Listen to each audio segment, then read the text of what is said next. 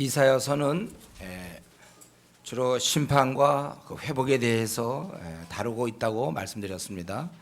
그래서 우리 39장까지가 대략적으로 볼 때 심판이고 40장 이후부터 회복을 말씀하는 중에 있는데, 우리 지난번 2장에서 일반적으로 하나님의 심판을 말씀했다면 오늘 3장에는 좀 더 좁혀서 그 유다의 그러한 죄악, 그 심판에 대해서 말씀하고 계십니다.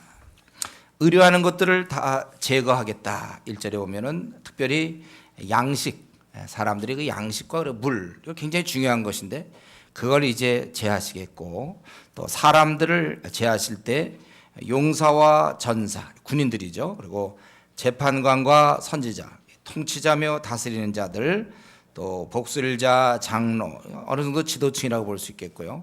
50부장과 귀인, 이거는 영향을 줄 수 있는 사람들, 또 모사와 정교한 장인과 능란한 요술자. 그래서 요술자는 어떤 것을 유익하게 만드는, 실행하는 사람, 이런 식으로 번역이 됩니다. 그러니까 이들을 이런 한 나라에서 볼 때 질서상 중직을 맡고 있는 자들이 분명한데, 이런 자들을 제하시겠다, 그렇게 말씀하고 있습니다. 대신 이런 자들 대신에 이제 누굴 등장시키냐면 4절에 보면 소년들, 또 아이들이 다스리도록 하겠다. 그러니까 무정부 상태를 얘기하죠. 아무래도 아이들은 생각이 모자라고 유약하고 용기가 없어요. 그러므로 아이들은 이 일에 적합하지 않습니다. 나라를 다스리는 일에. 그런데 세우겠다. 이게 다스리게 하시리니, 하나님이 하시는 거예요. 하나님이 하시면 그렇게 하시는 겁니다. 모든 역사의 통치자는 하나님이십니다. 하나님이 그렇게 하시겠다면 하시는 거예요. 우리는 이런 하나님을 믿기 때문에 우리가 불가능한 것도 우리가 기도할 수 있는 이유가 하나님이 하시면 하시는 거예요. 우리가 그런 믿음을 가져야 되겠죠.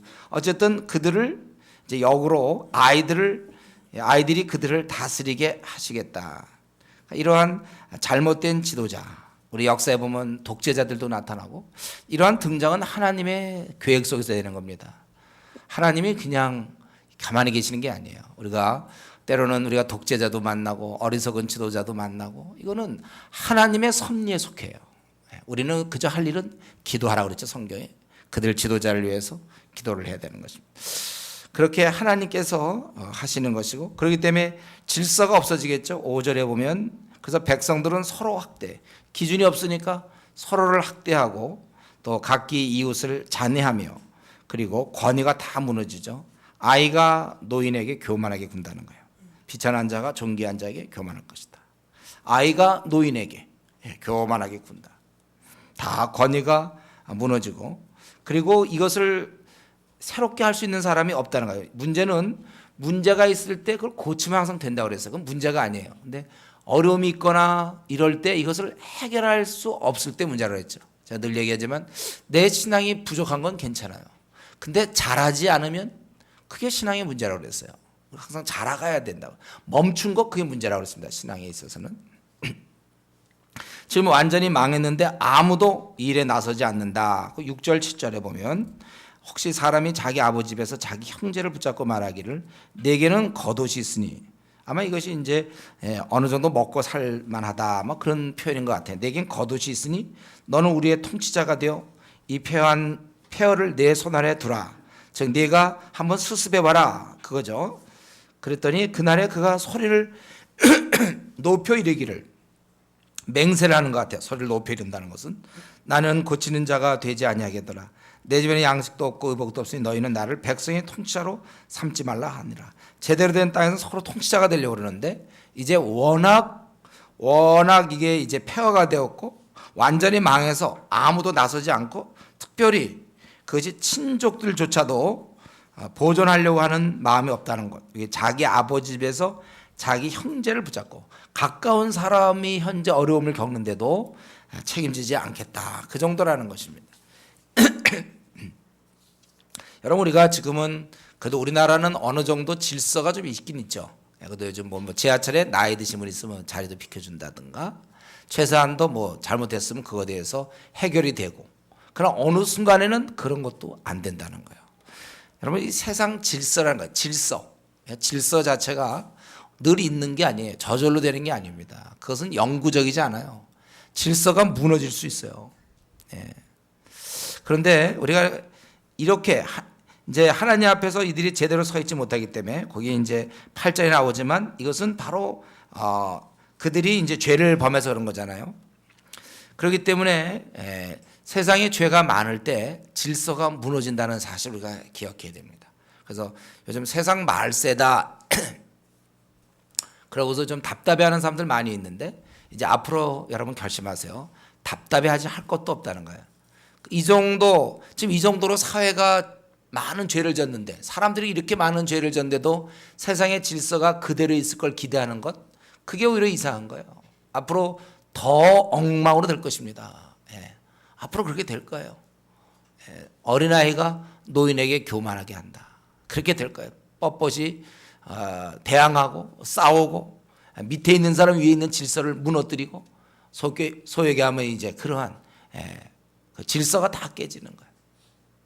도전해오고 아랫사람 윗사람 도전하고 또 서로 막 박해하고 잔해하고 이런 날 여러분 점점 갈수록 우리나라가 이렇게 될 수 있다는 걸 아십시오.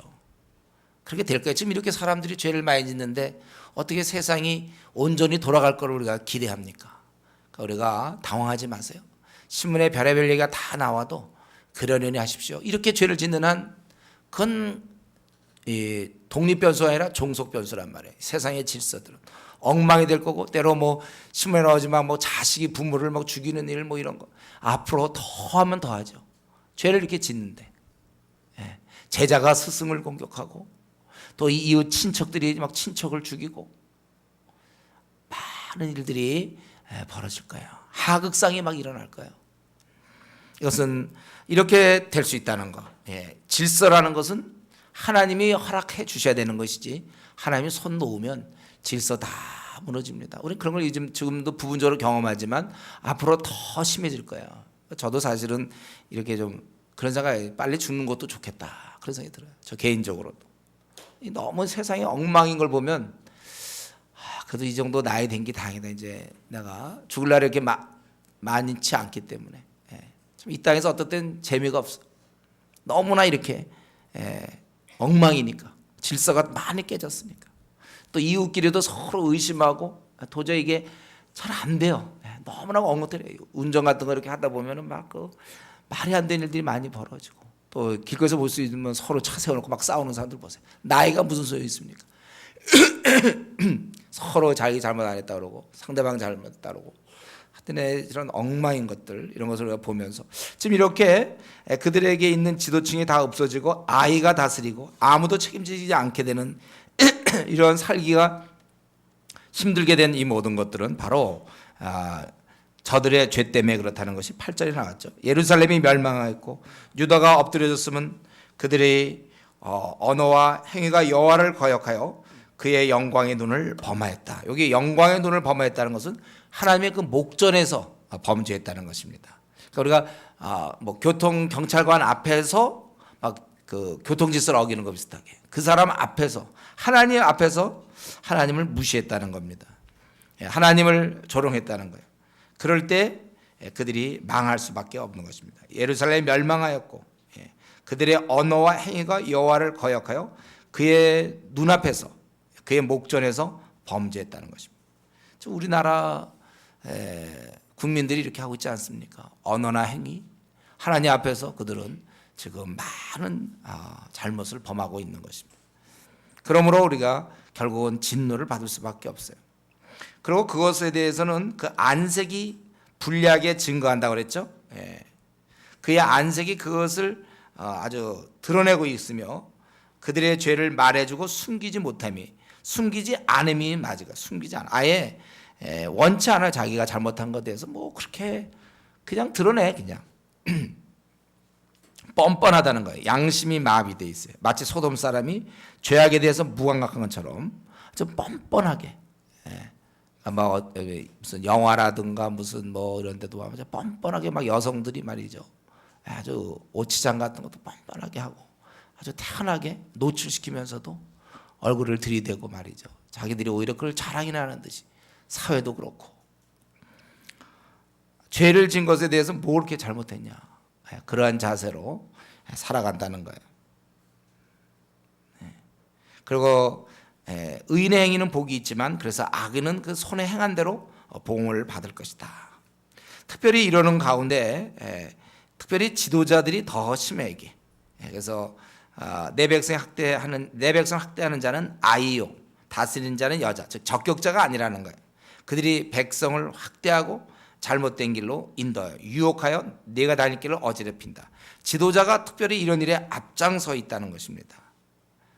그들은 계속해서 이 지도자들은 14절에 보면 포도원을 삼킨다고 그랬죠. 그 남들이 귀하게 여기고 그들의 생계 수단이 되는 것들을 삼키고 가난한 자를 탈취하며 그러니까 보호를 해야 되는데 지도자들은 권력을 가지고 힘을 가지고 오히려 약탈을 했다는 거예요. 백성을 짓밟고 가난한 자의 얼굴을 맷돌질했다. 이것은 고통을 준다 그런 뜻이겠죠. 그리고 시온의 딸들, 이제 하나의 여성으로 표현하지만 일반 백성들은 어떻게 했는가?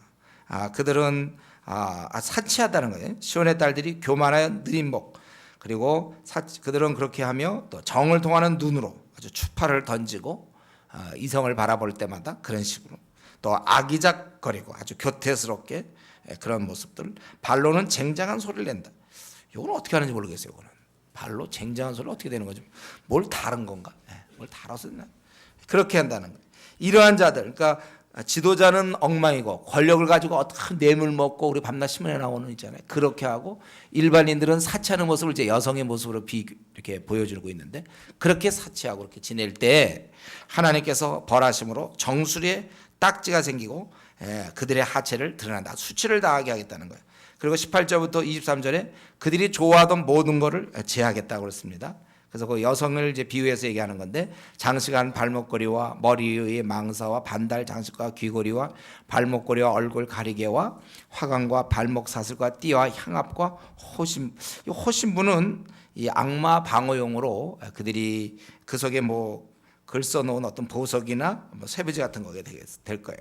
호심부, 반지와 코걸이와 예복과 겉옷과 목도리와 손주머니와 손거울과 세마포와 머리수건과 너울을 제하신. 그들이 아주 좋아하고 있는 것들을, 그러니까 일반 백성 좋아하고 있는 것들을 다 제해버리고 오히려 그들에게 수치스러운 걸 주겠다. 이게 그때 썩은 냄새가 향기를 대신하고 우리가 뭐 향수를 뿌리지 않습니까? 그게 아니라 막 썩어가는 걸 막 뿌리는 거 몸에다 예를 들면. 썩은 냄새가 향기를 대신하고 노끈이 띠를 대신하고 띠를 예를 들면 무슨 뭐 이게 허리띠든지 뭐 머리 하다못해 띠를 할 때도 노끈으로 하는 사람이 있으니까 노끈이 빨간 저 철문에서 파는 거 있잖아요. 빨간 줄이 뭐 상자 묶는 거 그걸로 막 하고 다니는 사람이 있을까요? 노끈으로 띠를 대신하고 또 대머리가 숱한 머리털을 대신하고 굵은 베옷이 화려한 옷을 대신하고 수치스러운 흔적이 아름다움을 대신할 것이다. 특별히 수치스러운 흔적이라는 건 약간 불에 댄 흔적 이런 것들이 아름다움을 대신하며 그리고 남자들을 다 멸하겠다. 전쟁 중에 장정은 칼에 용사는 전란에 망할 것이며 그래서 성문은 슬퍼하며 원래 성문이라는 것은 활기 띈 것이거든요. 사람들이 거기서 모이고 거기서 이제 보통 공회가 있고 재판 같은 것도 있고 거기는 성문이라는 건 원래 그런 것인데 그들이 슬퍼 곡한다는 거 얘기했어요. 그리고 시온은 황폐하여 땅에 앉으리라. 땅에 앉는 것은 주저앉음을 얘기하고 애곡을 얘기하는 것입니다. 애곡. 전체적으로 애곡하게 된다는 거예요. 남자들이 다 죽었으니까. 그래서 어떻습니까? 4장 1절에 7 여자가 한 남자를 붙잡고 간청하기를 우리가 우리의 떡을 먹으며 우리 옷을 입으리니 당신이 경제적 문제 책임 안 져도 좋으니까 그건 우리 스스로 해결할 테니까 제발 당신의 이름으로 우리를 부르게 해 주십시오. 결혼을 얘기하겠죠. 결혼하게 해달라. 그래서 수치를 면하게 해달라. 결혼하는 것도 그렇고 특별히 자식을 못 낳을 때 고대 사회에서는 굉장히 수치였는데 이제 그렇게 된다. 그러니까 삶 전체가 의지하던 거 다 없어지고 그리고 비참하게 되고 그래서 여기 슬퍼하며 땅에 앉을 것이다. 고통받을 것이다. 왜냐하면 죄 때문에. 그래서 우리 지금 요 4장 1절까지 3장부터 4장 1절까지 지금 전체가 뭘 얘기하고 있습니까? 죄에는 형벌이 따른다는 거예요. 여러분 이 사실을 잊지 마십시오. 죄에는 형벌이 따르는 것입니다. 이런 공의로우신 하나님의 정하심이에요. 죄에는 형벌이 따른다. 하나님이 이걸 정하신 거예요. 이건 인과응보입니다. 반드시 여러분 죄는 형벌에 따르는 거예요. 우리 이제 교회를 다니다 보니까 용서함 받아서 이런 생각을 좀 덜 할 수 있어요. 죄는 형벌이 반드시 따르는 거예요. 그러니까 지금 사람들이 많은 죄를 짓죠. 다 반드시 지옥 가게 돼 있는 겁니다. 사는 날도 물론 형벌을 하나님 주실 수도 있어요. 그러나 그들은 반드시 지옥 가고 멸망당하는 거예요. 죄는 죄값이 있다는 거예요. 죄값은 사망이라고 분명히 얘기했어요. 다만 하나님이 오래 참으시고 인내하시기 때문에 당장 드러나지 않을 뿐이지 분명히 그들의 죄에 대한 처절한 그러한 대가를 치르게 된다는 것입니다. 여러분, 우리가 자꾸 게으르면 가난해지는 거잖아요. 우리가 게으르지면 가난하고 또 뭐 공부를 안 하면 성적이 안 나오는 것이고, 젊어서 많이 놀면 늙어서 이제 자기 몸 막 젊을 때 막 그냥 방치하고 멋대로 하면 방탕한 생활하면 늙어서 이제 몸이 그래서 고생하는 거 아닙니까? 지금 이 유대 민족이 죄를 지음에 따라서 그들은 멸망당하는 거예요. 일반 사람들은 죄 짓고 지옥 가는 거고. 그렇기 때문에 하나님 앞에서 이 죄 짓는 거는 나쁜 것입니다. 그의 영광의 눈을 범하지 않도록 그의 목전에서 우리가 죄 짓지 않기를 결단해야 될 거예요. 그럼 죄 짓지 않으면 될 거 아닙니까? 우리가 죄 짓지 않으면. 근데 이것이 이제 힘들죠. 우리가 죄를 안 지으려고 노력하지만 성경이 말씀하시는 대로 우리 힘으로는 안 되는 거예요. 그래서 모든 자가 죄에 빠지는 것이고 다 죽게 되는 것입니다. 다 죽게 되는 거예요. 그래서 우리가 원래는 다 일반 사람과 마찬가지로 우리도 다 죄에 대해서 죽게 되었는데 예수님께서 주도권을 가지셨죠. 그러니까 예수님께서 적극적으로 먼저 우리의 요구에 따라 한 것이 아니라 능동적으로 먼저 우리들을 찾아와 주셨고, 그래서 우리는 구원해 주셨어요. 그래서 우리가 구원을 받은 것이지, 우리가 구원받았기 때문에 저절로 죄를 안 지을 거라고 생각하면 안 돼요. 저 여러분들은 원래 죄를 짓는 그 속성을 갖고 있어요. 그러나 우리는 구원을 받았기 때문에 이거 관계없이 천국 가는 건 확실합니다. 다만 사는 날 동안 우리가 꾸준히 이제 남은 생 동안 죄와 싸워야 된다는 거예요. 죄 짓지 않도록 노력해야 되고, 이런 면에서 우리 성령님이 와서 도와주십니다. 죄를 이길 수 있도록. 그래서 우리는 죄를 짓지 않는 거예요. 우리가 선행할 수 있게 된 것이죠. 성령이 오시기 전에 어떻습니까? 죄에 대해서 속수무책. 그냥 우리도 죄에 시달려야 되고 죄를 져야만 됩니다. 우리도. 그러나 성령이 오셨기 때문에 이제는 죄를 이길 수가 있어요. 내 안에 죄성을 다스릴 수가 있습니다. 여러분, 믿으시죠? 성령이 오셨기 때문에 우리는 죄를 이길 수가 있는 거예요. 그래서 우리 거짓말하던 자가 이제는 진실된 말을 할 것이고, 이 둘러대기 좋아하는 사람들이 이제는 둘러대는 걸 그만하고 솔직하게 얘기할 수 있고, 음란물에 빠져있던 자들이 이제는 음란물을 치우고 거룩할 수 있다는 거예요.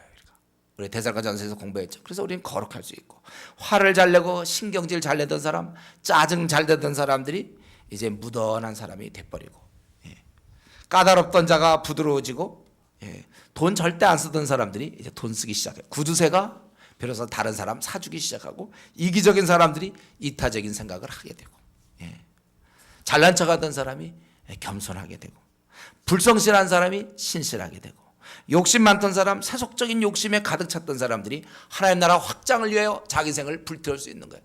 그동안 밤낮 나와 내 가족만 생각하던 사람이 하나님 나라를 위해서 자기 생을 기꺼이 내놓을 수 있는 거예요. 불성실하던 사람이 이제 성실하게 바뀌는 것입니다. 그래서 정상적인 그리스도인은 세상에 혹은 죄에 대해서 지면 안 되게 되어 있는 것이 성경의 각본입니다. 성령을 주신 이상 우리는 질 수 없어요. 그렇기 때문에 우리가 이제 우리 같은 성도들끼리 모인다든가 할 때 보면 뭐 이렇게 자꾸 자기 뭐 이번 주에 기도 생활 많이 못했다, 뭐 콰이트함을 빼먹었다, 좀 신앙생활 잘 뭐 안 된다. 이제 이런 얘기들은요, 우리 안에서는 좀 얘기가 안 나올 수 있도록 좀 돼야 돼요. 벌써 예수 믿은 지 2년, 3년, 4년, 5년 됐으면 이제는 그걸 이제는 벗어나야지. 아직도 그런 얘기하면 어떻게 합니까? 여러분 우리는 이제 굉장히 신실한 사람들이에요. 이제는 성령의 능력으로 그렇게 돼야 됩니다. 예를 들면 성경 공부 예수 못 해온다. 이런 건 거의 한 3년에 한 번 정도 어쩌면 생기거나 아니면 안 생기거나 이래야지. 지난주도 예습 안 해왔는데 또 한 주 지나서 그 다음 주에 또 뭐 예습을 안 하고 이런 불성실. 기도 생활 하기로 했으면 1시간 기도해야 되는데 뭐 제대로 기도 생활도 들쑥날쑥 했다. 성경도 우리가 한 1시간 정도 읽어야 되는데 성경도 이번에 못 읽었습니다. 바빠서. 이제 그런 얘기는 이제 그만하자는 거야. 아무리 바빠도 읽는 사람은 그럼 누굽니까? 어떻게 읽죠 그 사람은? 불성실을 계속해서 여러분들 우리가 악한 마귀의 영향에서 떨어져 나왔는데도 아직도 악한 마귀와 그 악한 악마의 영향을 아직도 받고 있으면 어떡합니까? 이제 좀 벗어나야 돼 여러분들이. 한번 딱 했으면 우리가 이제 왜 기도 생활 못하고 왜 말씀 생활 아직도 못합니까? 신앙생활을 이제 5년 지났는데도 왜 아직도 기도 생활이 아직도 습관 안 돼 있고 아직도 말씀 보는 것보다 텔레비전 보는 거 아직도 더 좋아하면 어떡합니까? 성도 맞습니까? 거룩한 백성 맞습니까? 그거 좀 거룩하라고 성경은 누누이 얘기하고 뭐 데살로니가전서 우리 3장에서 막 그 4장 뭐 이런 데 하면서 우리가 거룩해라 하나님 뜻은 이것이니 막 다 해놓고 자기만 안 해버리면 뭐합니까? 여러분 이제는 좀 우리가 신실한 사람이 돼야 돼. 불성실이거든요. 다 언제 고치죠? 그래 이러면서 오히려 또 당연한 듯이 그래서 우리는 일주일 동안 죄 짓고 주일날 또 회개하고 또 일주일 이런 어떤 이상한 공식 일주일 동안 승리 항상 승리하고 여러분 오셔야 돼요. 이 자리에 앉을 때 승리한 모습으로 와야지 뭐 지고 옵니까 우리가? 그게 말이 됩니까? 늘 지는 모습 신실하지 못한 모습. 우리 그 피겨 스케이팅 피겨 그거 김연아 같은 예? 그 뭐 세계적인 스타고 그러면 좀 넘어지지 말아야지. 뭐 밤낮 이거 하다가 예? 뭐 노래에 맞춰 막 춤추고 막 댄싱 하다가 자꾸 자빠져 보세요. 넘어져 보세요. 그럼 그게 괜찮겠습니까? 이런 거 한번 뭐 나가서 할 때마다 한 10번씩 넘어져요. 웅덩방아 치고. 왜냐하면 도느라고 원래 그게 좀 쉽지 않거든요. 이 얼음이 미끄러우니까. 예. 그런 거 자꾸 얘기하면 미끄러운데도 돌고 안 넘어져야지. 미끄러워서 밤낮 엉덩방아 찍고서 웃고서 있잖아요. 뭐 그럴 수 있다는 듯이. 예. 그럼 막 정말 넘어지면 막 억울한 표정을 줘야죠. 한 10번씩 넘어지고서 밤낮 그러면 그게 무슨 프로입니까? 그거는 이제 연습할 때 1년 차, 2년 차 땐 한 12번씩 넘어지고 아프다 그러고서 이제 또 하고 또 넘어지고 이러면 되지만 지금 정도 나오면 웬만한 데 가서는 좀 안 넘어져야죠. 자꾸 넘어지면 됩니까? 되겠습니까 여러분? 그렇게 한 10번씩 넘어져갖고 스타 되겠습니까? 코미디 하는 건가요? 안 되거든 그 정도면요. 지금 우리가 그랬다니까 신앙생활 벌써 5년 지났는데 아직도 기도 생활이 아직도 안 돼 있는 사람이 있다니까요. 몇 시부터 몇 시까지냐? 내가 늘 물어보잖아요 여러분. 몇 시부터 몇 시? 그건 그 시간은 세상이 정말 핵전쟁이 나더라도 그 시간은 지켜야죠. 그거 밤낮 안 지키고 또 이거 빼먹고 성경도 안 하고 PBS도 하다가 어떤 때도 안 하고 왜 안 하냐면 바빴습니다. 이번 주 참 바빴습니다. 그러면 안 바쁜 나라로 가세요 여러분. 안 바쁜 나라가 어디 있습니까? 다 바쁘죠. 무인도나 혹시 가면 혹시 한가할까? 바쁜데 하는 거죠. 보세요. 그들을 이거 할 때 보세요. 춤출 때 보면 미끄러운 데서 그냥 추는 거예요. 안 미끄러운 데서 뭐 평지에서 그냥 신발 신고서 합니까? 그것도 안 넘어져야죠. 자꾸 우리 환경 얘기 그만해야 돼요. 우리 이제 그건 어릴 때 하세요. 어릴 때. 바빠서 못했습니다는 어릴 때 하는 거고 PBS 하면은 빼먹는 게 어디 있습니까? 3년 혹은 5년에 한 번 어쩌다 심한 독감 걸려갖고 막 노력은 했지만 좀 중간까지 하고 왔다. 이건 되지만 바빠서 한 중간까지 하고 왔습니다. 뭐 관찰 해석 말고 적용은 좀 못하고 왔습니다. 뭐 이런 얘기들이 우리 교회 내에서는 들리지 않도록. 성도 아닙니까 우리가? 뭐 이렇게 뭐 피곤해서 뭐 몸에 빠졌습니다. 피곤하면 빠집니까? 죽으라고 우리가 주님 위해서 목숨도 다 내놓은 사람들인데 아직 피곤하면 좀 어때요? 그러나 기도가 있으면 내가 금요 기도가 있고 수요 예배가 있으면 피곤할 지언정 와서 내가 그랬죠. 와서 졸라고. 그거 난 피곤하니까 벌써 그러면 지는 거예요. 뭐 그렇게 몸을 아낍니까? 우리 군사로 모집한 자는 우리 제가 이때 기억나지. 저는 밤내 얘기해봐 논산 얘기밖에 없지만 나 그때 충격 먹었어요. 어떤 애가 막 군화 처음 시간 막 발이 까졌거든요. 막 하더니 자기 발이 까졌으니까 그래서 중대장한테 가서 자기 발이 까졌기 때문에 뛰기가 곤란하다. 잠시 뒤에 어떻게 됐을까요? 엎드려 뻗쳐하고 있더라고. 정신 못 차려갖고 이 녀석이 뭐 까진다고 왜 못 뛰냐 이거죠. 아프지만 그런 정신 그 친구는 사회에서 생각하니까 까지니까 자기는 까졌거든. 발뒤꿈치가 어떻게 뜁니까? 까졌으니까. 당연히 잘 생각하고 이제 중대장을 찾아가서 까졌습니다. 못 뛰겠습니다. 그냥 엎드려 뻗쳐 정신 차리라고 이제 막 뭐 그러고 있어요. 저는 이런 게 좀 필요하다고 생각해요. 한번 뜻을 정하면 수협에 왜 빠집니까? 금요기도 왜 빠지죠? 우리가 이런 마음 속에 말이죠. 자기가 신실하게 우리가 기도할 거 기도하고 성경 보고 아무리 피곤하고 힘들어도 할 건 하고 우리가 그렇게 해야죠. 우리가 지는 얘기 그만하십시오. 우리가 이겨야 돼 이제는요. 그러니까 아직은 내가 피곤해서 죽으면 죽죠. 뭐 주를 위해서. 내 자신을 그렇게 좀 드리고 아무리 바빠도 내가 성경 연구하기로 하는 이상 해갖고 와야지. 대충 해서 한 장 해갖고 와. 남 3시간 4시간씩 하는데 한 1시간 해갖고 와갖고 뭐 콰이타임 수준의 쉐어링 한다든가. 우리가 이런 일이 있어서는 안 되겠어요. 물론 많은 사람이 성실히 오는 거 알고 있지만 더러 처음 예수님 믿어서 그렇다면 좀 이해도 되는데 벌써 3년 됐고 5년 됐는데 아직도 어린 자의 모습을 보이는 거. 그걸 오히려 부끄럽게 생각해야 되는데 부끄럽게 생각하지 않는 것이 참 문제라는 거예요. 성령님이 오셔서 성령님이 우리를 이기게 하시는데 근데 지각이 어디 있습니까? 성령님이 오시는데 성령님은 그 안에 들어가서 뭐 하시는 거예요? 우리가 이런 면에 있어서 정상적인 그리스도인은 세상에 지면 안 되고 게으름에 지면 안 되고 그 신실하지 않음에 지면 안 돼요. 이겨내십시오. 다 이겨내서 강한 그리스도인이 되세요. 흔들림 없이. 그래서 우리가 계속 우리의 이기는 것이 우리 생의 기본적인 신앙의 기본적인 특징이 되어야 됩니다. 우리께서 하나님께서 우리에게 죄를 싫어하시고 그들의 언어와 행위가 여호와를 거역하여 그의 영광의 눈을 범하였습니다. 그러므로 우리가 늘 이 죄를 다스려야 돼요. 하나님은 죄를 싫어한다는 것입니다. 근데 요즘 이제 또 신종 문제는 뭐냐면 우리 이전에 보면 11시 예배 드리고 나머지 월요일부터 토요일까지 마음껏 하는 것처럼 요즘 콰이타임하고 한 10분 15분 콰이타임으로 때우는 사람이 있다니까요. 그거 하고선 하루 종일 성경도 안 보고 기도 생활도 안 한 채 하루를 보내는 사람이 있어요. 왜? 콰이타임을 했거든요. 15분짜리. 그러니까 그거 해놓고 그냥 하루를 넘기는 사람이 있어요.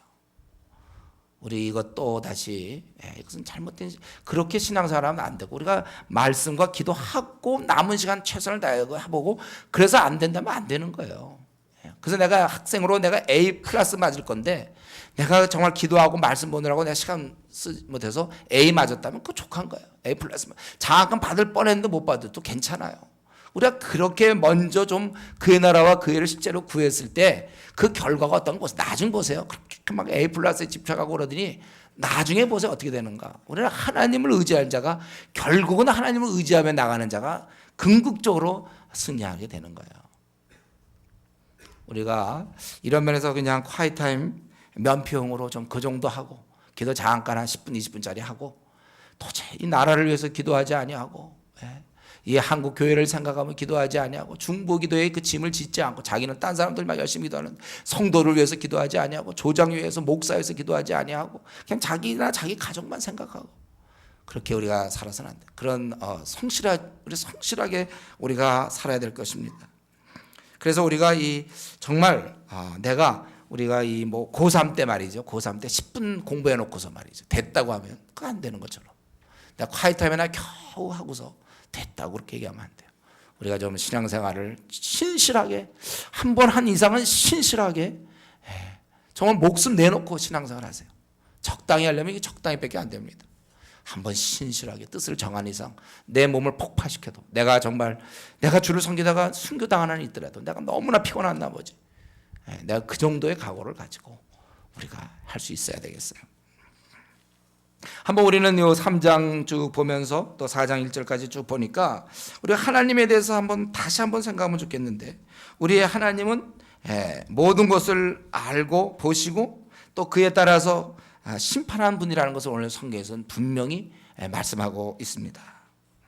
여러분 그렇기 때문에 우리가 악한 행동을 할 때 우리 11절에 악인에는 화가 있겠고 또 10절에 의인에게는 복이 있다고 그랬습니다. 그러니까 우리가 악한 행동, 죄된 행동을 하면 하나님이 두렵지만 우리가 의롭고 정직하게 신실하게 산다면 그러면 우리는 위로를 받을 수 있는 것입니다. 이런 면에서 한번 우리 자신을 점검해 볼 수 있어요. 나는 하나님 아버지, 지금 이 시간에 하나님 아버지를 생각하면 여러분 많은 위로가 됩니까? 평안이 옵니까? 아니면 하나님 아버지 하면 이렇게 두려움이 옵니까? 이게 여러분 우리 신앙을 우리가 이제 볼 수 있는 거예요. 내 신앙이 어떤가. 우리는 하나님 하면 마음에 평안이 와야 돼요. 하나님 아버지 하나님이시여, 이렇게 기도하면 마음에 깊은 평안이 와야 돼요. 기뻐야 됩니다. 위로가 돼야 돼요.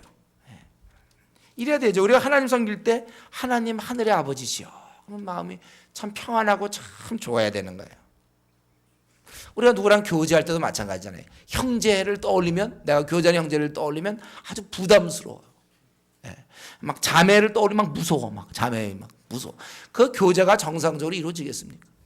자매만 떠올리면 막 두려움이 생기는데 가서 막 뭐라고 얘기하면 또 뭐라고 핀잔받을까 막 두려우면 됩니까? 형제를 생각할 때 아주 부담스러워. 그 형제 그냥 어떻게 피해볼까 그러면서 무슨 교제가 됩니까? 하나님에 대해서 마찬가지죠. 하늘의 아버지시여, 아버지 할 때 그냥 마음에 다 가라앉고 모든 염려 근심 사라지고 깊은 평안과 참 좋은 희락, 이게 우리 신앙생활의 본질입니다. 우리가 그렇게 사는 날 동안 그래서 참 좋아야 돼요. 하나님 아버지 그러면 참 좋아. 마음이 참 기뻐야 됩니다. 위로가 돼야 돼. 위로. 그냥 아버지 이름만 부르고 내가 하나님 섬긴다는 것만 해도 난 너무 좋아요. 우리가 그렇게 돼야 되는 것입니다. 그래서 우리가 하나님을 생각하면 너무 좋고, 그렇기 때문에 이 눈에 보이는 형제 자매들이 좋은 거예요. 잘 대해주고 싶고. 왜냐하면 하나님의 아들 딸들이거든. 하나님이 너무 좋으니까 하나님의 아들 딸들이 좋은 거예요. 그래서 만나기를 원해, 아들 딸들이. 그래서 성도 간의 교제가 이루어지는 겁니다. 얘만 보면 빨리 집에 가는 사람들 아직 그 단계가 안 된 거예요. 어떻게든지 형제자매랑 같이 좀 시간을 보내고. 그러니까 모이기를 패하는 사람들의 습관 같이 하지 말라고 그랬어요. 그저 하나님의 이름만 들어가면 너무 좋은 거예요. 그냥 모이기를 힘쓴 거고. 그런 의미에서 이 교회도 마찬가지죠. 이 교회가 이게 뭐 구약에 있는 하나님 전입니까 이게? 그거 아니거든. 이건 그냥 빌딩에 우리 세내서 여기 있는 거예요, 여기요. 이건 뭐 구약의 성전 아닙니다. 그러나 여기 어떻습니까? 여기 우리 성도들이 모이고 있잖아요. 그러니까 이 교회가 좋은 거죠. 또 불완전하지만 주의 몸이라고 그랬잖아요, 성경에서는. 믿는 자들 우리 다 불완전하지만 우리 하나님, 우리 주님은 우리와 함께 더불어 지내기를 좋아하세요. 우리를 몸으로 받기를 기뻐하신단 말이에요. 이 교회의 연합, 이거 참 귀한 거예요. 그래서 우리가 이것을 사모하는 거예요. 우리 시편 기자가 얘기한 것처럼 주의 궁정에서 한 날이 다른 곳에서 첫날보다 낫다 그랬어요. 다른 곳에서 첫날보다 주의 궁전에서 한 날이 자기는 너무 좋고, 또 악인의 장막에 사는 것보다, 그 장막에 예를 들면 화장실이 3개며 방이 5개고 예를 들면 그런 악인의 장막보다 내 하나님 성전에 문지기로 있는 게 좋다고 그랬습니다. 여러분 그 마음으로 이해해야 돼요. 저는 그 마음으로 여러분들 교회 생활하면 좋겠어요. 이 교회가 비록 완전한 형태는 아니지만 이게 주의 몸된 교회거든요. 그래서 나는 세상 친구들, 고등학교 동창들 모임보다는 교회에서 그냥 아무렇게나 모임, 그냥 뭐래도 모이면 난 좋은 거야. 그냥 괜히 좋은 거고, 수요 예배 같은 것도 아이고 참석해야 되는데 강의하시다 이게 아니고 그냥 벌써 이 성도들이 모일 수 있다는 거. 그러니까 좋아서, 우선 그거라도 좋아서, 물론 예배 드린다 하나님께 경배하는 거 우리의 본분이니까 내 태어난 의미가 하나님의 이름을 높이기 위해서 내가 예배 드리는 거 맞아요. 그래서 우리가 수예배 오지만 그것도 있지만 또 동시에 그냥 성도들이 모이고 그 시간에 같이 찬송을 부르고 기도한다는, 함께 기도하는 그거 자체가 너무나 좋아서 모여야 되는 거예요, 여러분들. 금요기도도 마찬가지예요. 우리가 금요기도에 뭐 이렇게 힘든데 그게 아니라 그냥 이 교회에서 뭐든지 하니까. 그래서 교회에서 뭐든지 그냥 하면 좋은 거예요. 그래서 뭐 화요일날 무슨 모임이 있으면 괜히 가고 싶은 거예요. 그건 나랑 상관없으니까 빠져야 되겠다. 항상 뭐 모임이 있으면 빠지꾸미하고, 예를 들면 우리 교회 주일날도 뭐 오후에 무슨 프로그램, 지난번에 뭐 우리 쿤명이 보내는 거 뭐 이렇게 파송 예배, 파송식 할 때, 그럼 하긴 나랑 상관없어. 난 바쁘, 친구 만나야 되니까 바쁘다. 벌써 생각이 달라. 그냥 어떻게든 친구 만나는 거 좀 연기하면서라도 자꾸 그렇게 모이보려고 애를 쓰고. 그것이 왜요? 우리 인격들이 다 빛나기 때문인가요? 그게 아니라 내가 사랑하는 하나님의 아들, 딸을 내가 같이 만나니까. 그래서 어떻게 하면 웬만하면 주일날 끝나면 또 월요일날 무슨 모임 같은 거 없을까? 있으면 나올 생각하고. 그래서 여러분들 사실은요, 어떻게든지 우리 교회 땅이, 교회 근처가 비싸서 그렇지, 어떻게든지 교회 근처로 와서 이사 올 생각해. 그래서 와서 어떻게든지 여기가 뭐 특별히 거룩한 게 아니야. 이런 땅이, 여기 이런 우리 복도라든가 뭐 의자라든가 이런 건 거룩한 게 아니지만 그래도 이게 좋아. 그래서 왠지도 마음적으로도 이게 분명히 하나님 성전은 아닙니다. 그러나 하나님의 이름을 쓰고 있기 때문에 왠지 교회 가까이 와서 그래도 틈만 나면 교회 와서 기도하고 틈만 나면으라고 누가 시키지 않아도 막 자기가 봉사하고 싶고 이런 마음이 들어야 돼요.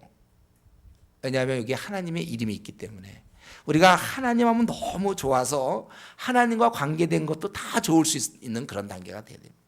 그래서 뭐 어떤 거든지 그래서 감사를 받아야지. 뭐든지 하면 트집 잡는 사람이 있어요. 뭐 좀 하면 그 왜 그렇게 하냐. 뭐 좀 이렇게 하면 아직도 더 멀었어 이 사람. 더 바뀌어야 돼. 더 그냥 뭐든지 교회에서 하면 그냥 좋은 거예요. 뭐 따지면 뭐 이렇게 왜 따집니까? 그냥 좋고 귀하고. 우리 북한에 있다가 만약에 남한에 온다고 생각하세요. 북한에서 마음껏 예배도 못 드렸는데 이렇게 마음껏 예배만 드려도 너무 고맙고 좋고 성경 공부가 좋고 전도 같은 것 때로는 전도 부담되지만 그 전도 팀을 생각하니까 그들과 함께 내가 또 어울리고 내가 하나님 이름 하에서 내가 지금 내가 그동안 주께서 나에게 베푸신 은혜 내가 갚지도 못했는데 내 시간을 드리고 내 건강을 내가 소비해 가면서 내가 쉴 수 있는데도 불구하고 주님 쓰십시오. 군사로 모집한 자는 자기를 기쁘게 하는 자가 없고 주님께서 그걸 원하셨으니까 내가 4시간 드립니다. 아니 4시간뿐만 아니라 더 드릴 수도 있습니다. 항상 그런 자세도 재정도 마찬가지로 얼마든지 내가 돈을 긁어 모을 수 있지만 되도록이면 어린 형제 자매들 위해 쓰고 말이죠. 어떡하네 더 써볼까? 나는 빈털터리가 될지언정. 좀 이러한 자세 이게 다 사실은 그냥은 아니지만 하나님과 관련돼 있으면 하나님의 이름이 있기 때문에 우리가 그가 얘기한 것처럼 악인의 장막에 사는 것보다 내 하나님 성전에 문지기로 있는 게 좋겠다고. 그게 더 낫다고 자기는. 그게 참 좋아. 그걸 사모해. 성전에 문지기로 있는 게 더 좋다는 거야. 우리가 이러한 정신, 우리가 하나님 하면은 하늘의 아버지시여, 아버지의 하나님 하고 이렇게 그러니까 우리가 텔레비전 그게 아니고 그냥 그 시간에 뭐 뿔났다 그거 뭐 그게 아니고 그냥 그 시간에 하늘의 아버지 할 때 그 뿔났다 해서 줄 수 없는 그 하늘로부터의 그 깊은 위로와 만족 이런 게 있어야 된다. 난 사실 뭐 뿔났다도 못 보고서 제가 이러는 건데 하도 뿔났다 그러니까. 우리가 좀 하나님에 대해서 하나님만 생각하면 깊은 만족과 위로가 있어야 되고 그래서 눈에 보이는 형제자매들 때로 내가 무시당하더라도 그 사람을 귀하게 여기고 존귀 여기는 거야. 그 가진 것이 없고 나에게 뭐 내 생에 별로 도움도 하나도 안 될 사람이지만 그도 주께서 피 흘려서 하신 형제이기 때문에 내가 하나님 직접 못 뵙지만 하나님의 가족들은 보고 있어요. 무시하면 안 돼 여러분들. 난 성도 간에 교제가 싫다. 또 성도 간에 막 누구를 이거 안 돼요. 다 귀한 형제 자매이기 때문에 어떻게 하면 더 만나서 시간 좀 더 보낼까. 하나님을 사랑하는 사람들은 하나님의 자녀를 사랑하고 하나님에 대해서 별로 생각 없는 사람은 하나님의 자녀들에 대한 생각도 없습니다. 자기 것만 항상 주장하는 것이죠.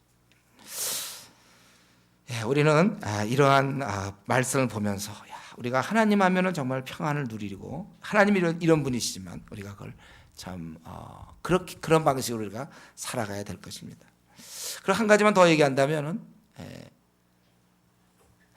우리가 이 죄 문제를 좀 다루고 있는데 4장 1절까지 이 죄 짓는 것이 당연하다는 거예요. 우리의 경험을 통해서도 우리는 좀 성령님이 와주셨으니까 늘 승리하고 그러지만 세상 사람들이 하나님이 없으니 죄를 질 수밖에 없다는 거예요. 그럼 여러분 여기서 한 가지 우리에게 책임이 생기죠. 저 죄를 질 수밖에 없는 사람을 언제까지 우리가 놔두겠는가. 그래서 우리가 돌볼 수밖에 없다는 거고 사실 이것은 주님이 우리한테 부탁한 거죠. 내가 가서 모든 족속을 제자로 삼아라. 그들 구원해 내라는 거예요. 그래서 사람 되게 하라는 것을 우리한테 맡겼어요. 여기 지금 이 밖에 죄 짓는 수많은 사람들 그런 사람을 제자로 쓰시겠다는 거예요. 하나님께서 주님께서. 그리고 네가 그 제자로 쓰도록 내 제자가 되도록 네가 만들어라. 이게 우리가 주신 명령 아닙니까? 그렇기 때문에 우리는 지금 그러한 부탁을 받았기 때문에 우리가 부모가 자식을 돌보는 것처럼 우리는 세상 사람들이 우리의 자녀들이에요. 우리가 그들을 돌볼 책임이 있습니다. 그러니까 교회 예배만 딱 드리고 집에 가는 사람이 그건 하나님 앞에 정말 그 신앙생활 진짜 못하는 거예요. 돌보라고 그랬는데 왜 안 돌봅니까? 지금 정직하게 생각해 보세요. 내가 세상 사람들은 뭐를 돌보고 있습니까? 그들을 모든 족속으로 제자 삼으라고 주님 말씀했어요. 그건 나한테도 하신 말씀인데 왜 나는 가만히 있습니까? 지금 내가 제자 만든 사람 몇 명이나 됩니까? 이거 우리 책임이란 말이에요. 제발 좀 사회가 어둡다고 막 사회에 대해서 문제 막 얘기하지 말고 기도 좀 하세요. 어둡지 않도록 그 원인 치료를 우리가 해야 된다고 해서 증상 치료 자꾸 얘기하지 말고, 왜 사회가 어둡게 됐습니까? 그들이 하나님이 없으니까. 아니면 하나님이 있다고 뭐 장로다 집사다 하더라도 그 중심에 하나님을 제대로 섬기지 않으니까 이런 문제가 생긴 거예요. 그들이 스스로 죄를 이길 수 있도록 도와줘야 됩니다. 그러기 위해서 우리가 예수님을 소개하는 것이 우리가 이 사회를 변혁시키는 최상의 치료라는 사실을 여러분 기억하세요. 그들이 스스로 주님을 만나서 이제 스스로 자기 생활을 바꿔야지 외부에서 아무리 얘기해봐야 소용없습니다. 유일한 죄를 해결할 수 있는 바로 예수님을 그들에게 소개해서 치료를 받도록 하는 것이 우리가 해야 될 일 것입니다. 그리고 이제 이런 하나님의 벌하심이 나오고 이제 오늘 6절까지 4장 2절부터 6절까지 보면 여기 보면 이제 새롭게 되는 때를 말씀하세요. 그날에 대한 얘기를 하십니다. 제가 보니까 이것은 하나님의 속성이에요. 하나님은 이런 지금 이 형벌하고 벌 주고 뭐 이런 것이 원래 하나님과 안 맞는 거예요. 원래 하나님은 우리를 이 땅에 지으실 때 애당초 축복하려고 주셨거든요. 원래 하나님 속성상 우리에게 축복하기를 원하세요. 그러니까 이렇게 막 벌 얘기하다도 이런 얘기를 안 하고는 하나님은 속성상 못 견디는 것 같아요. 제가 이 이사를 연구하다 보면 참 이렇게 좀 논리적인 흐름이 있으면 좋겠는데 이렇게 중간중간에 그날에가 왜 나오냐. 아니 벌 얘기하면 벌로 끝내든지. 근데 보면 이렇게 그날에 또 이렇게 얘기해요. 그건 하나님이 원래 그런 얘기하기를 원하지 않는 거예요. 벌 주는 얘기를. 축복하는 게 원래 하나님의 속성에 맞는 겁니다. 그러니까 여기 이제 그날에 이유 없이 찾은 그날에 지금까지 이렇게 이제 형벌을 말씀하신 그분은 그날의 여호와의 싹이 아름답고 영화로울 것이요. 지금 이 헛된 교만을 제거 후에 열매 맺는 땅, 그것이 그들에게 영광이 된다는 것. 이것을 통하여 메시아로 봐도 괜찮아요.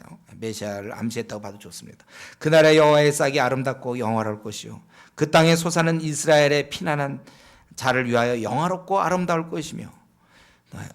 그리고 왜 이렇게 아름답고 그날의 영화로운가? 바로 이 시온에 남아있는 자, 그 남아있는 백성들이 거룩하다 칭함을 얻는다는 거예요. 시온에 남아있는 자, 예루살렘에 머물러 있는 자, 생존한 중에 기록된 모든 자는 거룩하다 칭함을 얻으리니. 그래서 그 땅도 그들에게 주어진 모든 것이 영화롭고 아름다운 것이다. 거룩하기 때문에. 하나님께서 심판하셨지만 남은 의인들은 거룩하다고 얘기하고 있는 것입니다. 그들이 거룩하기 위해서 이는 4절에 바로 주께서 심판하는 영과 소멸 성령을 주셔서 그래서 그들의 더러움을 씻기시며 예루살렘의 피를 그 중에서 청결하게 했다. 그동안 무죄한 자를 죽였고 포악한 그 죄, 그러한 모든 죄를 그 피를 그 중에서 청결하게 하실 때가 됨이라. 그리고 이렇게 된 자는 5절 6절에 보면 보호를 받고 축복을 받는 거죠. 여호와께서 거하시는 온 시온산의 시온산과 모든 지표 위에 낮이면 구름과 연기, 밤이면 화염의 빛을 만드시고 그 모든 영광 위에 덮개를 두시며. 낮에는 구름과 연기, 밤에는 화염과 빛. 그래서 우리 광야 그 힘든 길을 인도하셨던 하나님의 사랑, 그 표현이죠. 구름 기둥, 불 기둥은 하나님의 그 자비하심의 표시였습니다. 바로 그것을 연상시키는 거예요. 그 모든 영광 위에 또 덮개를 두신다. 보호를 말씀하는 보호. 그 모든 영광에 덮개를 두시고 또 6절에 보면 도피처, 피난처를 주시죠. 또 초막이 있어서 낮에는 더위를 피하는 그늘을 지으며 또 풍우를 피하여 숨는 것이 되리라. 어려움이 있으나 도피처가 된다는 것입니다. 그래서 우리는 이 시간에 이제 말씀을 마치기 전에 2절부터 6절까지 우리가 꼭 한 가지 기억할 것은 뭡니까? 하나님의 무시무시한 형벌을 말씀하셨지만 그리고 이제 우리가 제대로 믿기만 한다면, 우리가 죄를 범하지 않고 성령의 역사를 따라 우리가 살아가기만 한다면 우리에게 복 주시기를 우리 하나님께서는 기뻐하신다는 사실이에요. 복을 주실 때 마음껏 주시는 것입니다. 여기 소산을 그 땅에 주시고 또 우리를 거룩하게 하고 또 4절에 보면 깨끗하게 하게 하시고 5절에 우리를 보호하시고 6절에 우리의 피난처가 되신다. 하나님 안에서 우리는 무제한의 그 축복을 받는 거예요. 하나님이 우리를 한없이 사랑하시고 복을 내려 주시는 것입니다. 그렇기 때문에 이 말씀에 따른다면 우리 이 시간에 한 가지 기억할 것이 있어요. 말씀을 마치기 전에 꼭 우리가 한 가지 기억할 것은 우리는 이 땅에서 가장 행복한 자라는 거예요. 하나님을 따르고 믿는 나는 가장 행복한 자예요. 왜냐하면 하나님이 나를 거룩하다 하시고 나에게 덮개를 씌우시고 또 나에게 도피처를 줘서 그늘을 만들어 주시는 우리 하나님. 그렇기 때문에 우리는 이 땅에서 가장 행복한 자예요. 우리가 주님을 떠나 따로 행복을 추구할 생각하면 안 됩니다. 주님 안에서 모든 행복과 안전함과 도피처가 있는 거예요. 덮개가 있는 것입니다. 풍성함이 있어요. 우리가 이것을 체험해야 돼요. 이 단계에 들어가야 됩니다. 하나님을 내가 알긴 알아. 주일날 11시 예배는 드려요. 콰이트하면 조금 해요. 그리고 행복은 역시 밖에서 찾는, 돈을 많이 벌면 행복할 것처럼 생각하고 세상과 똑같이 자기가 무슨 시험에 통과하면 행복할 것처럼 생각하고 집을 사서 어떻게 집을 장만하면 행복할 것처럼 생각하고 이 안에 행복은 다 들어있는데 이건 놔둔 채 자꾸 이 땅에서 뭐가 되고 안 되고로 자기가 복 받으려고 하는 그런 어리석은 사람. 집이 있든지 없든지 돈이 많든지 많지 않든지 하나님을 제대로 믿는 자가 행복한 거예요. 내 생이 초라하게 지금 내 자신을 이제 문득 돌아볼 때 나는 정말 그동안 내가 막 바쁘게 살아온 이유 뭡니까? 나의 어떤 꿈, 사람들의 인정, 어리석게도 그것 때문에 내 시간을 좀 쓰고 있습니까? 그런 데서 행복이 있지 않아요. 사람들의 인정, 내가 어떤 뭐 학벌을 때문에, 어떤 나의 직위 때문에, 돈 때문에 이런 데서 오는 건 사람들의 인정과 내가 이렇게 할 수 있다는 걸 보여주기 위해서 그런 데서 행복이 있을까요? 과시는 있겠죠. 과시. 나는 이렇게 할 수 있다. 그건 행복이 아니에요. 주님을 제대로 그저 말씀 보고 기도하면서 주님을 제대로 섬길 때 거기에 진정한 행복이 있는 거예요. 그래서 내가 부자가 되든지 가난하든지 돈이 있든지 없든지 사회적 지위가 있든지 없든지 시험에 통과가 되든지 아니면 시험에 떨어지든지 나는 여전히 행복한 것입니다. 나는 여전히 복된 거예요. 내가 비록 초라하다 할지라도 여러분 나는 가정적으로 혹은 나의 지위 면에서 또는 나 공부한 거라든가 내 외 용모 이런 면에서 내가 보잘것없더라도 여러분은 하나님의 귀한 사랑의 대상이에요. 아주 귀한. 그래서 이 영광 위에 덮개를 두시고 그늘을 만들어 주시는 분이 우리 하나님이십니다. 하나님 우리에 대해서 그렇게 대하고 있어요. 자기에 대해서 이렇게 낮은 자아상을 갖고 있지 마요. 나에 대해서 자꾸 자기는 이렇게 왜소해지고 초라해지고 항상 사람들의 인정을 받으려고 그러고 사람한테 인정받지 못하면 막 불안해하고 그렇게 애쓸 필요 없어요. 주님이 여러분을 다 인정하고 사랑하는데요. 여러분의 그 자신을 좀 귀하게 보세요. 우리 하나님은 우리를 원래 이렇게 사랑하시는 분이십니다.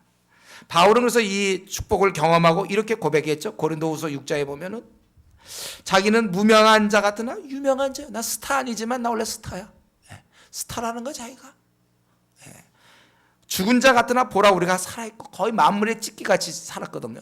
그러나 그는 살아있고 징계를 받는 자 같으나 죽임을 당하지 아니하고 근심하는 자 같으나 항상 기뻐하고 그 상황을 보면 근심해야 돼. 그거는 염려 근심이 끊임이 없어야 되는데 그렇지 않다는 거예요. 항상 기뻐하고 가난한 자 같으나 많은 사람을 부유하게 하고 나는 어렵기 때문에 항상 얻어먹어야 되고 남의 도움받아야 될 것 같지만 아니요.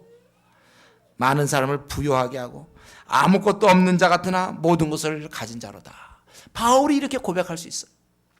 주님 만났기 때문에 그는 세상에서 주는 그거에 따라서 동요되지 않습니다.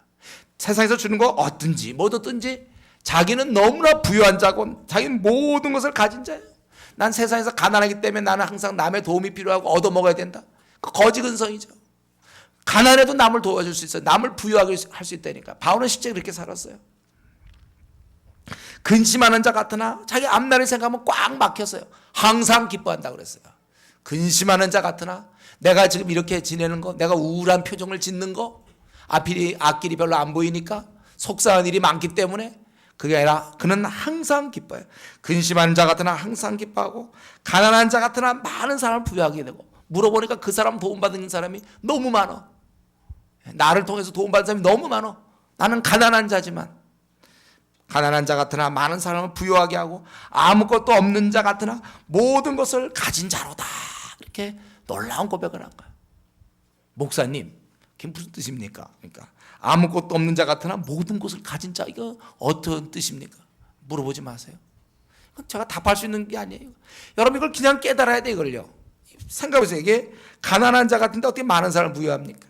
아무것도 없는데 뭘 모든 것을 가졌습니까? 실제로 그렇다는 거예요. 이게요. 실제 하나님을 섬길 때 정말 아무것도 없는 것 같은데 그렇게 부유할 수가 없어요. 풍성하고 근심할 수밖에 없는 상황이지만 항상 기뻐한다는 거예요. 이거는 이론으로 설명하는 게 아니라 체험으로 얘기해야 돼. 이건 체험으로 말해야 되는 거예요. 근심하는 자 같으나 내 상황을 들여다볼 때 나는 근심할 수밖에 없지만 항상 기뻐하는 거예요. 성령의 열매가 희락 아닙니까? 희락, 기쁘다. 그거예요. 앞을 꽉 막혔는데 이번에 시험에 떨어졌는데 기쁘다. 이거예요. 기쁘죠. 그럼 시험 떨어졌어도 주님을 만난 이상은 기쁨 슬픔은 주님과 관련되는 거예요. 이 땅에 얻고 못 얻고와 관련된 게 아닙니다. 우리는 적어도 이제 이 땅에서 주든지 말든지 관계없어요. 학벌이 있든지 없든지 외모가 있든지 없든지 잘 살든지 못 살든지 시험에 붙든지 떨어지든지 앞길이 막히든지 안 막히든지 그건 나와 다른 문제예요. 나는 주 안에 있기 때문에 항상 기뻐할 수 있어요. 바울이 얘기하는 것처럼 근심하는 자 같으나 항상 기뻐하고 항상 기뻐한다 그랬잖아요. 그렇다면 왜 우리는 못합니까? 왜 우리는 이렇게 못 살죠? 우리가 이렇게 살아야 돼요. 우리 항상 기뻐하고 많은 사람을 부유하게 하세요. 돈은 없어도 그렇게 살 수 있어요. 모든 것을 나는 가진 자로서 욕심이 없어. 그렇기 때문에 다른 사람은 다 지금쯤 집도 장만하고 다른 사람은 연봉이 얼마인데 나는 어쩌고 저쩌고 우리가 모든 걸 다 가졌는데요. 주님 만난 자의 특징이에요. 원래 주님은 이 땅에서 우리가 제대로 살면 복 주시기를 기뻐하시는 분이시고 우리에겐 이러한 하늘 아버지가 계시기 때문에 우리는 없어도 다 관계없어요. 풍성한. 그래서 여러분 우리가 이 땅을 살아가면서 그 풍성한 축복 속에 젖어 있어야 돼요. 나오지 마세요. 주님과의 그 풍성한 삶 속에 젖어 있어요. 우리가 이 광야 사막길을 가더라도 그냥 남들이 볼 땐 광야 사막길을 가면 문제지만 예를 들면 오아시스가 계속 있어준다면 100m 거리로 계속 있어준다면 뭐가 문제겠습니까? 나를 떠나지 않고 계시는 하나님께서 내 생을 함께 해주시는데 도대체 두려운 것이 무엇이며 근심 걱정이 무엇입니까? 망하는 게 어디 있습니까? 사랑하는 아버지가 나와 함께 하시는데 내 생은 빛날 것이고 축복일 것이에요. 내 계산과 달라요. 하나님께서 우리를 사랑하시고 이끌어 주시기 때문에 여러분 근심이 내 안에 스며들기 시작하는 순간 기도하는 시간이어야 돼요. 나 이러다 어제 제가 우리 이성교제 얘기하고 저 결혼 성 얘기했지만 딴 자매들은 다 선택되는 건 나만 지금 계속 노처녀로 나만 선택받지 못하는가 불안함 그런 게 어디 있습니까? 주께서 내 앞길을 인도하시는데 무엇이 문제? 올해가 벌써 다 가고 있어요. 목사님 낙엽이 떨어지고 있습니다. 떨어지면 어때요? 또 생길 텐데 우리가 하나님을 의지하세요. 하나님 앞에 풍성한 삶이 있어요. 내가 정말 이거 해결했으면 좋겠고 이거 안 되면 난 어떡할까? 두려워하지 마세요. 선한 분께서 나의 목자시기 때문에 일정 기간 나에게 이러한 어려움이 생길 수 있고 고난이 있고 나에게 이러한 연단의 시간이 있지만 나 정금처럼 나올 것이고 선한 목자 그분 앞에 우리가 깊은 관계에 들어가서 나오지 마세요. 정말 주님과 동행하면서 여러분 승리하고 마음의 깊은 평안과 희락을 누리면서 그리스도인답게 하늘의 아버지가 바로 나의 아버지이신데 내가 그런 신분을 갖고 있는 자답게 좀 더 의연하고 침착하고 대단하고 좀 영광스럽고 용감하게 두려움 없이 상황은 최악이라 할지라도 최상을 생각하면서 승리하는 우리가 그런 삶을 살 수 있기를 바랍니다. 우리 이 시간에 같이 한번 기도하겠습니다. 오늘 말씀 생각하면서 어떤 것든 자기 한번 자신을 돌아보면서 자기 한번 우리 통성으로 같이 한번 기도하겠습니다. 아버지 앞에 시간이 갈수록 점점 이기게 하여 주시고 세상에 지지 않게 하옵소서. 오늘 귀한 시간 주셔서 아버지 하나님이 영광스럽게 살 수 있도록 도와주시고 위해서 그늘을 지으는 그분이 나에게도 있다는 사실을 아십시오. 하나님이 나의 하나님이라는 사실을 아시고 그 안에서 여러분들이 승리하며 이 축복을 마음껏 누리며 남은 생을 살 수 있는 그러한 분 되기를 바랍니다. 이 시간에 한번 같이 기도하겠습니다. 하나님 앞에서 내가 왜 자꾸 자꾸 나는 왜 죄에 대해서 집니까? 아직도 왜 악한 마귀의 영향권에 내가 아직도 있어야 됩니까? 이제 그 영향권을 벗어나십시오. 난 지지 않아요. 아직 내가 살아있어서 그래요. 내 자신을 던지십시오. 예, 그럼 내가 왜 집니까? 이기죠. 왜 내가 한 시간씩 기도 못하라는 법이 왜 나에겐 꼭 나한테만 없는 겁니까? 내가 하면 될 거 아니야, 한 시간. 또 나도 그 한 시간 성경 읽으면 될 거 아니에요? 예. 그거 왜 이렇게 못합니까, 우리가? 무슨 이유가 있습니까? 왜 집니까, 우리가? 성령님이 계신 이상 더 이상 죄 짓지 말고. 하나님이 죄를 싫어하시는데 그 목전에서 내가 이제 영광의 눈을 범하지 않도록 내 생활을 고쳐. 음란한 거 동영상 다 끊어버리세요. 이런 것들 왜 끊으면 될 거 아닙니까? 왜 못 끊고 밤낮 질질 걸리는 거야? 뻔히 하나님 눈에 그 영광의 눈을 범하는 것을 내가 알면서 우리가 그런 것들 결단을 하면 되는 거예요. 이제 내 목숨 없는 겁니다. 주님 받으세요. 내 마음껏 쓰십시오. 마음의 결단을 하고 그래 승리하며 또 내 나그네 길에서 나를 돕고 계시는 하나님과 좀 친밀한 관계 들어가서 남들이 볼 땐 그거 없으면 큰일 나는 것처럼 보이고 세상에서는 막 그것 때문에 염려 근심하지만 나는 그런 거 염려 근심 안 해. 예, 하나님을 나는 의지하니까 이렇게 돼야 될 수 있어요. 우리가 이 시간에 한번 좀 하나님 앞에 내 상태를 좀 말씀드리고 우리가 승리할 수 있게 바랍니다. 같이 기도합시다. 아버지 하나님이시여, 좀 언제까지 연약한 가운데서